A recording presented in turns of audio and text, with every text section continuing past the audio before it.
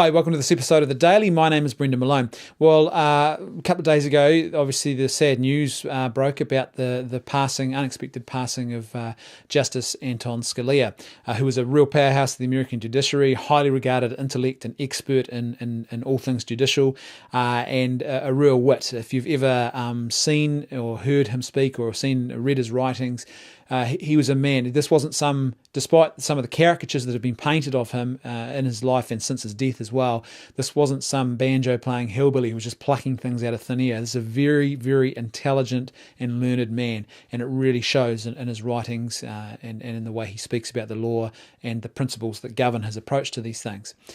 Now, what's interesting is that since his passing, man, there have been some horrifically toxic attacks from supposed tolerant, compassionate, mainstream sources too. It's absolutely astounding, the vitriol. This is a man who's died, right? And this is a man who was an American justice. This is a man whose only justification for being targeted with his vitriol is he said things and he lived by principles that certain people disagreed with, and they took issue with. They have a different ideological view, and so when he died, the toxic outpouring of some stuff. Let me give you an example. These are just some of the articles. This is from The Guardian. Anton Scalia, a Supreme Court justice, extreme and out of step with women. Here's another one from The Jezebel. A brief list of some of the many terrible things Anton Scalia said and wrote. Like, these are things people are writing about this man. Now, what's so interesting about this is, so Scalia is basically considered, and he's got this reputation for being the most conservative of the American justices. On the other side, Justice Ruth Ginsburg has this reputation for being the most progressive of the American justices. You know what's interesting? And they disagree with each other strongly on really important, profound, and fundamental issues. But you know what's really interesting?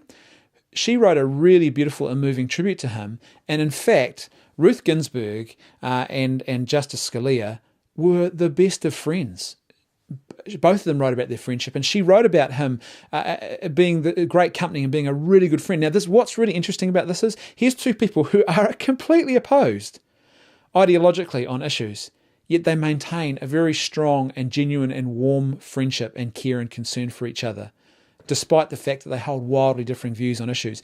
Now, this is an important challenge to our culture today, because I would suggest to you that pop culture, particularly driven by social media and the mainstream media as well, has basically tainted and turned our public discourse into just a toxic mess of bile and ugliness. It is gross tribalism. I've already talked about this in the previous episode. Go back and watch that episode I produced about a week or so back about tribalism and how it's ruining the public discourse. And it's a real problem. And they stand, Ginsburg and Scalia stand as a stark contrast to that, and I think an important role model about what public discourse should look like.